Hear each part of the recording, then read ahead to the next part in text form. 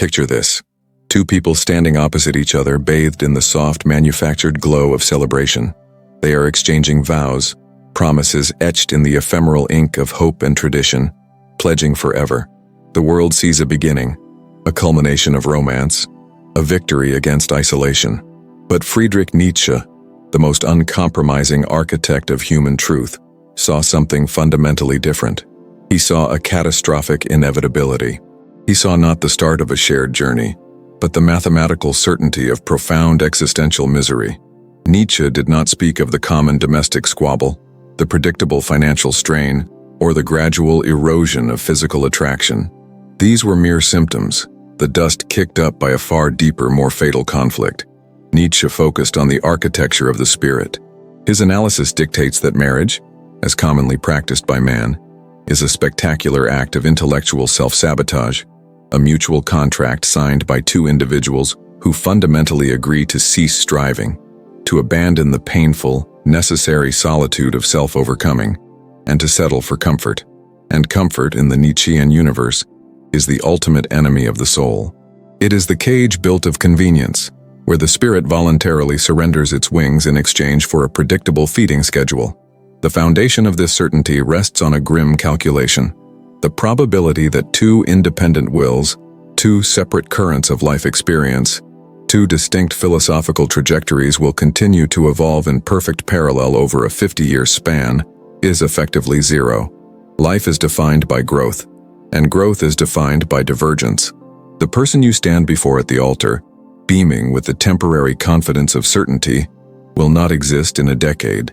The trajectory of the husband, driven by the ruthless necessity of the will to power, demands that he ascend, shatter old values, and invent new ones. The trajectory of the wife, often constrained by societal expectations or the inertia of domesticity, is frequently directed toward stability, preservation, and the maintenance of the comfortable status quo.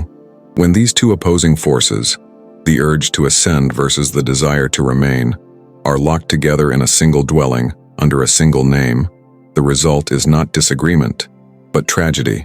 It is the slow, agonizing realization that the person sleeping next to you is now a profound, insurmountable obstacle to the actualization of your highest self. We are connecting now across vast distances, united by the recognition of this brutal, philosophical reality. Tell me, where in the world are you processing this truth right now? What city claims your presence as you consider the weight of this Nietzschean certainty?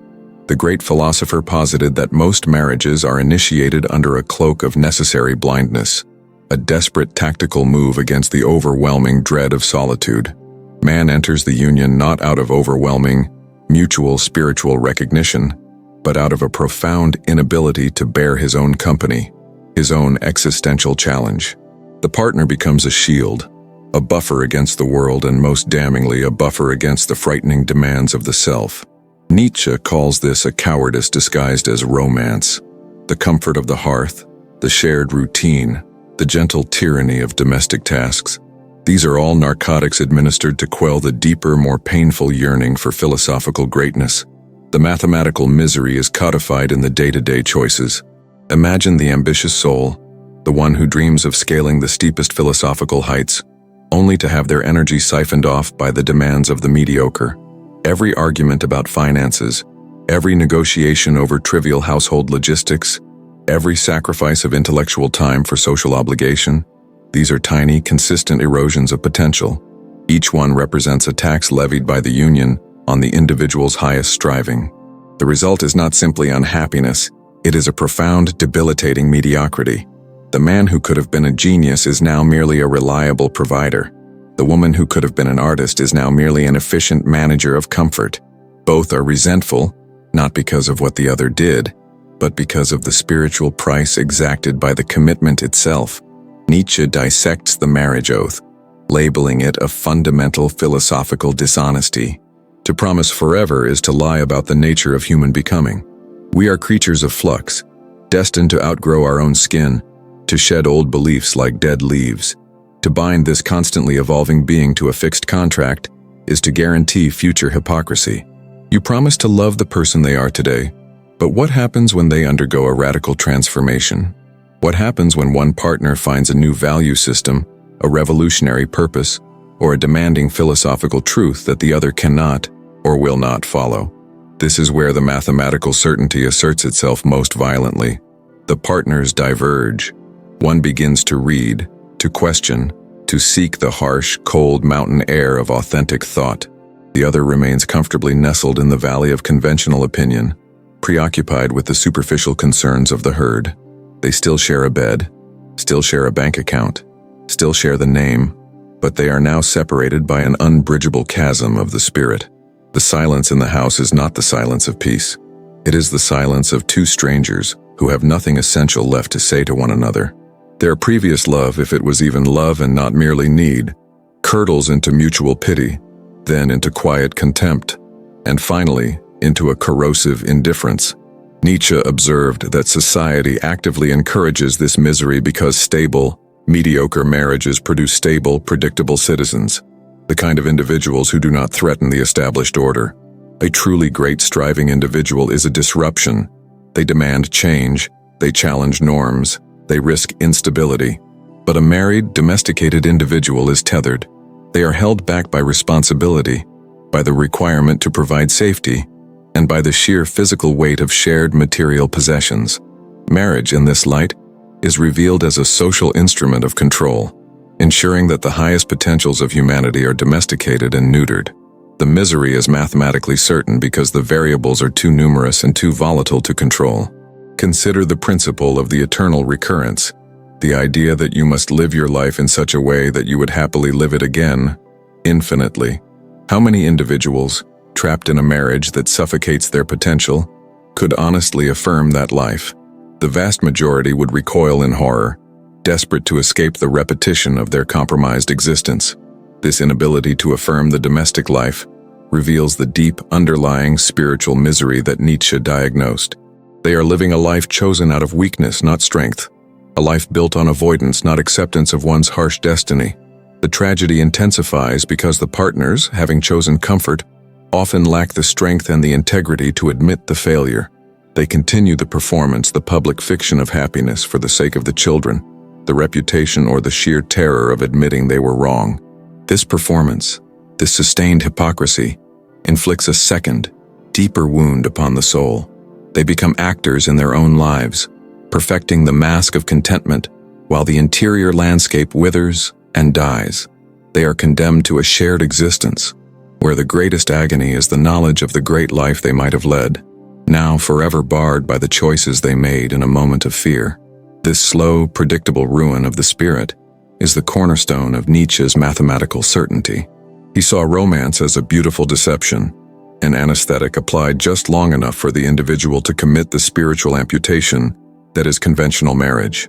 And once the anesthetic wears off, the true pain begins, the ache of the spirit recognizing its imprisonment, the daily, unrelenting burden of being yoked to a soul that no longer understands, much less affirms, your ultimate trajectory.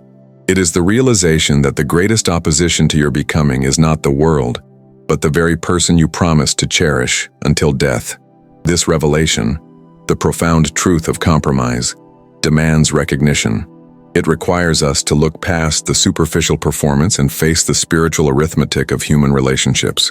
We connect now in the shared recognition of this high philosophical challenge. Claim this moment of clarity. Let us know the most devastating word that defines the compromise Nietzsche exposes. Type the word compromise below. Assert your commitment to challenging intellectual dishonesty right now. This is a space dedicated to uncompromising truth, and by subscribing, you ensure you never miss the brutal education required for real self-mastery. Give this analysis your immediate attention with a like, solidifying your presence within this exclusive intellectual ascent. And understand this: the foundation of the misery has been laid, but the true agony of the divergence, the existential breaking point, is yet to be fully uncovered.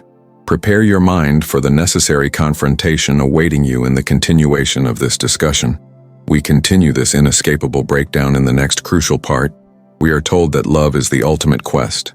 We are taught that true happiness lies in finding the person who completes us, who validates our existence, who offers the safe harbor at the end of the stormy sea of youth. We are instructed, by every movie, every song, every cultural institution, that the union of marriage is the ascent to the highest peak of human flourishing.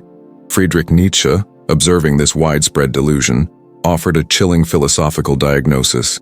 This completion is not an ascent, but a surrender. This safe harbor is not rest, but stagnation. This celebrated union is not a mathematical certainty of happiness, but the mathematical certainty of misery. The misery is not born from malice or mistake. It is born from necessity. It is the logical conclusion of pitting the dynamism of the human spirit against the static demand of the social contract. The certainty of despair lies in the foundational conflict between the will that seeks to overcome itself, the Wille zur Macht, and the institution designed expressly to restrain, equalize, and domesticate that power. When two individuals vow to remain essentially the same, to follow parallel lines into eternity, they sign a contract against their own nature. They pledge allegiance to stasis in a universe defined by flux. Before we descend further into this chilling logic of domestic tragedy, into the precise calibration of spiritual decline, I need to know where this conversation is resonating. Tell me the city you are watching from right now. We are tracing the intellectual geography of modern despair, and the recognition of this pain is universal. The profound mathematical error begins with the calculation of value. The cultural narrative posits that in marriage one gains a partner. Nietzsche argues that one gains an impediment.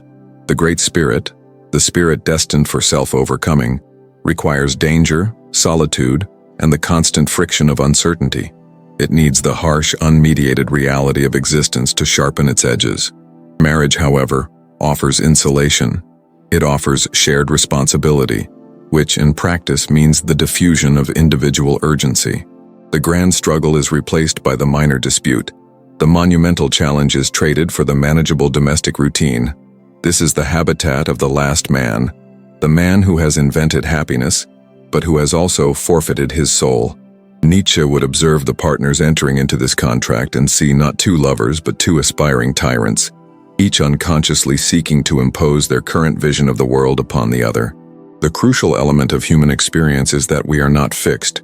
We are a continuous series of transformations, a relentless tide of becoming. The person you marry at 30 is structurally, psychologically, and spiritually different from the person they are destined to be at 40. Marriage demands the impossible, that these two evolving wills maintain a perfectly synchronized pace and trajectory. The impossibility of this synchronization is the source of the mathematical misery. Imagine two complex curves on a graph, each representing the unique trajectory of a soul's self-overcoming. They may intersect beautifully at one single point, the wedding day, but their inherent nature forces them apart immediately after. One soul might discover a new, dangerous truth that necessitates a radical change in profession, location, or ideology. The other soul might find solace in established comfort and routine. The moment one partner begins to truly obey the demanding voice of self-overcoming, they become a philosophical alien to the other. This divergence manifests as a slow, corrosive disappointment. The partner who evolves feels confined, recognizing the institution as a cage built for a previous version of themselves. They realize that in order to honor the vow, they must betray their own future. The partner who remains stagnant or seeks only comfort feels threatened, sensing the internal seismic shift that threatens the carefully constructed edifice of shared life. They see the other's evolution not as growth, but as rejection. Misery is certain because the contract demands loyalty to the memory of the relationship, not to the reality of the self. Nietzsche understood that the institution of marriage relies heavily on the domestication of the senses and the reduction of complexity. The great individual, the one who possesses genuine spiritual depth, is an ocean of contradictions, capable of great cruelty and equally great compassion, embodying chaotic, vibrant energy. Marriage insists on distilling this ocean into a predictable glass of water. It demands constant mutual legibility, the horrifying necessity of being understood by another human being whose cognitive scope is inherently limited to their own experiences. The moment you are completely legible to your partner, the moment they believe they truly know you, you have ceased to be interesting, and, more dangerously, you have ceased to be a challenge. You become a resource, a utility, a fixed element in their own comfort-seeking equation. Nietzsche saw this as the ultimate intellectual insult. a voluntary reduction of one's own profundity. The marriage bed becomes the grave of complexity. Furthermore, consider the psychological economy of shared existence. The marriage contract introduces a debilitating concept of mutual debt. Partners feel obligated to mitigate each other's suffering, to share the burden of existence, and to prioritize mutual comfort above all else. Nietzsche, who elevated the concept of strength and the necessity of suffering for growth, viewed this obligatory compassion or pity as philosophically poisonous. When a great individual faces a necessary crisis, a period of intense spiritual solitude, professional struggle, or philosophical doubt, the loving partner will rush in to offer comfort, to dilute the pain, to offer shortcuts, to suggest compromise. They do this from a place of genuine affection, but the effect is debilitating. They pull the struggling spirit away from the fire that was meant to forge it. They interrupt the essential dialogue between the individual and their destiny.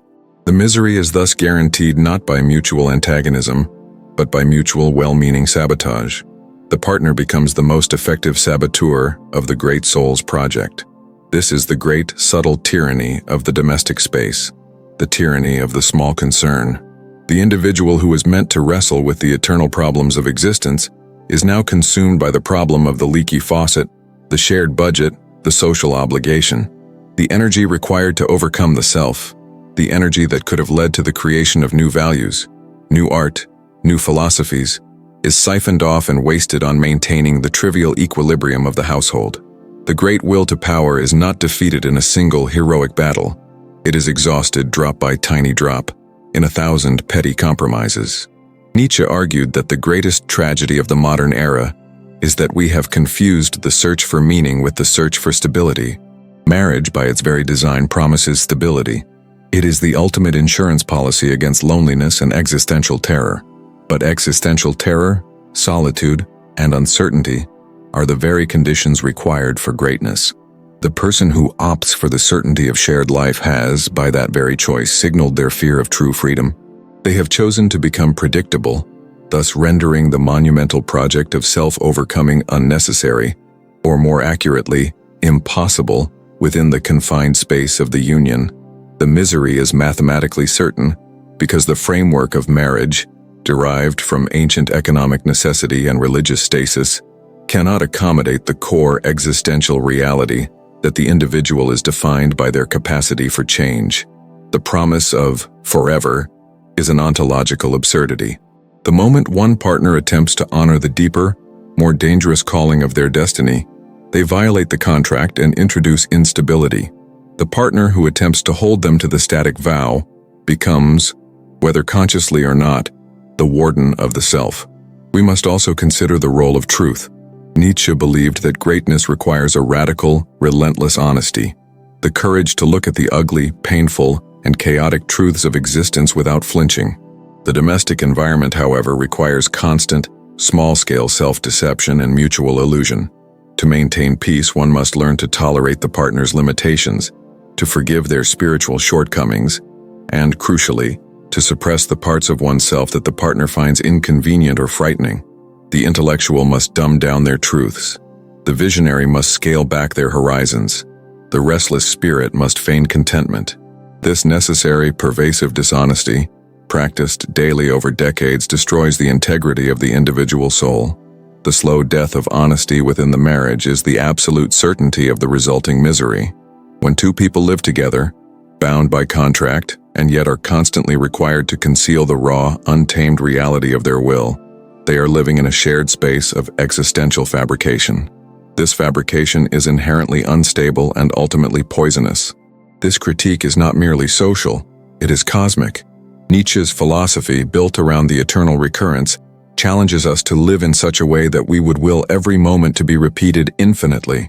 If one enters a marriage seeking comfort and stability, if one uses the partner as a shield against the existential void, then one is creating a life, a daily routine that is essentially a retreat. When asked to face the eternal recurrence of that shared, compromised existence, the soul would recoil in horror. The resulting misery is the soul's protest against the life chosen out of fear, rather than affirmation. The person who sacrifices their unique, arduous path for the sake of the shared, easy road finds that the easy road is merely a prolonged, low-intensity suffering, a suffering that lacks dignity, a suffering that produces nothing but exhaustion and regret. The grand, noble suffering of the solitary seeker, though intense, leads to creation and triumph. The petty suffering of the compromised spouse leads only to resentment and the bitter recognition of a life unlived. This trade-off, a life of petty pain for the avoidance of grand struggle, is the definitive mathematical equation of marital misery. The problem, therefore, is not with the individuals involved. The problem is with the institution itself, as a constraint imposed upon creatures who are fundamentally defined by their potential for radical transformation. Marriage is a promise of completion, made by two incomplete beings who must, if they are to honor their destiny, become entirely different beings later on. The moment one recognizes this profound structural contradiction, the misery ceases to be an emotional possibility and becomes a philosophical necessity. We must learn to recognize the seductive quality of comfort, the silent trap of mutual expectation, and the devastating cost of confusing partnership with self-betrayal. The question is not whether the vows are broken, but whether they were inherently unkeepable from the moment they were uttered, because they demanded the subjugation of the individual will to the collective illusion. The depth of this philosophical analysis demands reflection. I know this perspective provides immediate clarity to realities many have felt, but could never articulate.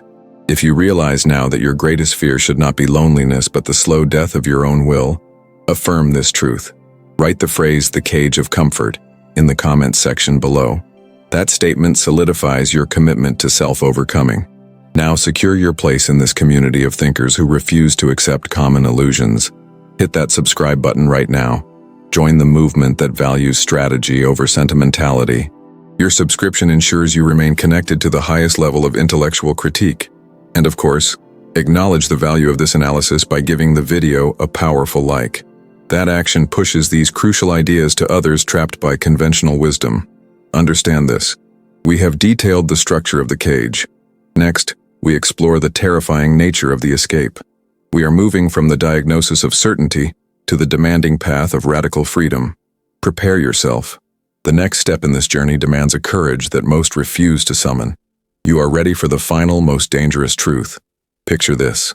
The wedding procession is over. The promises have been exchanged. The rings are placed. Heavy, symbolic anchors locking two separate existences into a single, shared fate. The world calls this bliss, stability, the foundation of society. But Friedrich Nietzsche, the most merciless observer of human values, sees only a coffin being prepared. He sees the absolute moment where potential singularity is traded for guaranteed mediocrity, where the sublime ambition of one's own will is sacrificed at the altar of mutual comfort. He doesn't merely call marriage difficult or flawed, he defines it as the mathematical certainty of misery. Because for Nietzsche, misery is not defined by external unhappiness, it is defined by internal forfeiture. It is the gnawing realization that the best, most dangerous, most transformative version of yourself has been strategically neutralized by the necessity of domestic peace. The philosopher who seeks to climb the highest mountains must travel light, unburdened by the requirements of the valley. Marriage, in this framework, is the definitive return ticket to the valley floor.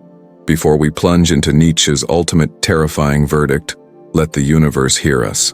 Tell me right now in the comments below, which city is resonating with this profound truth? The great error lies in the initial equation itself. The world operates under the illusion that 1 + 1 = 2, or perhaps even 3, in the spiritual realm of partnership. Nietzsche laughs at this pathetic arithmetic. He understood that in the context of ambition and the will to power, 1 + 1 invariably equals less than 1. The greatest souls, those capable of self-overcoming, are complex variables. They operate on exponential curves, requiring total, uncompromised commitment to their own development. When such a soul binds itself to another, it is forced to find the lowest common denominator, the safe median, the sustainable pace that accommodates both parties. This is the spiritual zero-sum game. You don't add strength, you divide it. You don't amplify purpose, you dilute it to a palatable, shareable consistency. This reduction is precisely the misery that becomes mathematically certain. It is the misery of the man who wakes up 10 years later, realizing he is no longer the man who dreamed of changing the world, but merely the man responsible for managing a shared mortgage, a shared social calendar, and a shared set of perfectly average expectations. He has exchanged the difficult, terrifying freedom of self-creation for the tranquil slavery of dual responsibility. He has chosen comfort over confrontation with his own destiny, and Nietzsche views this choice not as unfortunate, but as catastrophic. The institution of marriage, Nietzsche argues, is the ultimate agent of the herd mentality, enforced domestically. It is society's most potent tool for flattening the peaks. The exceptional individual is, by definition, an anomaly, a threat to the established order because he judges traditional values by a higher, self-invented standard. Marriage drags this revolutionary spirit back into the arms of convention. Suddenly, the goal is not to transcend morality, but to conform to conventional responsibilities. The radical act of self-invention must stop because it creates friction within the shared life. The wife or partner becomes the spokesperson for the community, the silent voice of what everyone expects, the constant reminder of duty, stability, and the rejection of dangerous high-altitude thought. This is the hidden chain. The ambitious man might intellectually disdain societal norms, but his marital bond forces practical compliance. He must attend the right social functions, earn the right kind of money, maintain the right appearance of normalcy, also that the domestic unit remains secure and respectable in the eyes of the many. He trades the right to be dangerous and misunderstood for the obligation to be safe and accepted. His life is no longer a forward-rushing torrent toward the future, but a reservoir dedicated to maintaining a comfortable, present-day status quo. The certainty of misery is therefore guaranteed not by infidelity or argument, but by the relentless spiritual pressure to remain small. Greatness demands isolation, risk, and a freedom from external judgment that domesticity systematically annihilates. When two people are spiritually tied, they naturally, often unconsciously, begin to resent the parts of the other that continue to reach for heights they cannot or will not share. The resentment is a quiet, venomous thing. It is the partner's sigh when the ambitious one mentions a risky venture. It is the rolling of the eyes when the philosopher attempts to articulate a world-shattering idea at the dinner table. It is the passive-aggressive enforcement of the routine that pulls the aspiring spirit back down to earth, grounding it in the most tedious details of everyday existence. Nietzsche understood that this mutual dependency creates a terrible form of slave morality within the home. The strong individual needing the partnership begins to adopt values that serve the relationship rather than their own highest will. They learn to value security over adventure, predictability over revelation, and gentle compromise over ruthless self-assertion. This is the spiritual castration of the singular self. The man sacrifices the possibility of becoming the Übermensch, the self-mastered being, for the certainty of remaining the last man, comfortable, content, and spiritually sterile. The deepest misery is the awareness of this forfeited life. It is the realization, often too late, that the person you married was a reflection of the security you craved, not the catalyst for the terror you required for growth. It is the self-contempt that comes from knowing you chose the path of least resistance. You did not fail externally. You failed internally by compromising the scope of your own being. That is the mathematical calculation. The price of a shared life is the debt of an unlived, magnificent potential. And Nietzsche insists that this debt must always be paid, slowly and surely, through the dull ache of spiritual regret. The ultimate conclusion of Nietzsche's analysis is not a condemnation of individuals, but a devastating critique of the structure itself. Marriage, as an institution, is designed to perpetuate societal stability, not individual genius. Its function is conservative. Therefore, the moment a person of profound self-directed ambition enters this structure, conflict is not a possibility. It is a logical inevitability. The system demands that the higher potential submit to the lower requirement. The person who seeks self-overcoming must either break the bond, destroy the mediocrity of the partnership, or allow the partnership to destroy the potential for self-overcoming. For the aspiring spirit, the only path to intellectual and spiritual freedom is an unwavering commitment to solitude. Solitude, for Nietzsche, is not loneliness. It is the necessary space where the self can conduct its terrifying experiments without being judged, managed, or watered down by the demands of a second party. It is the laboratory of the soul, where the new, dangerous values are forged. To choose the solitary path is to choose the difficult climb, the perpetual risk, and the guarantee of being misunderstood by the masses. But it is also the only choice that guarantees the integrity of the will to power. The philosopher who marries is signaling that the world of the spirit is less important than the world of comfort. The artist who marries is demonstrating that the creative fire is secondary to the demands of domestic routine. They have confused the temporary soothing balm of companionship with the brutal, necessary freedom of self-creation. The misery is guaranteed because the arithmetic of the soul dictates that two people cannot travel the path of extreme self-overcoming together. One will always be the anchor, and the other will always be tethered. Therefore, the only true power lies in the definitive rejection of the equation. It is the fearless recognition that the spiritual cost of compromise is too high, and that the greatest duty is not to another person, but to the full realization of one's own highest possibility. That is the terrifying freedom Nietzsche offers, the solitude that preserves the self from the mathematical certainty of marital misery. It is the choice to be a lightning bolt, even if it means you must strike alone. We need to cement this philosophy. Type this definitive declaration in the comments right now. I choose the difficult climb. Ensure you secure your place in this conversation. Hit that like button to acknowledge this difficult truth and subscribe immediately. Your commitment guarantees you never miss the next level of intellectual ascent. Next week, we are ripping the mask off the single greatest societal lie that keeps strong men weak. Prepare your foundation. It is all about to shatter.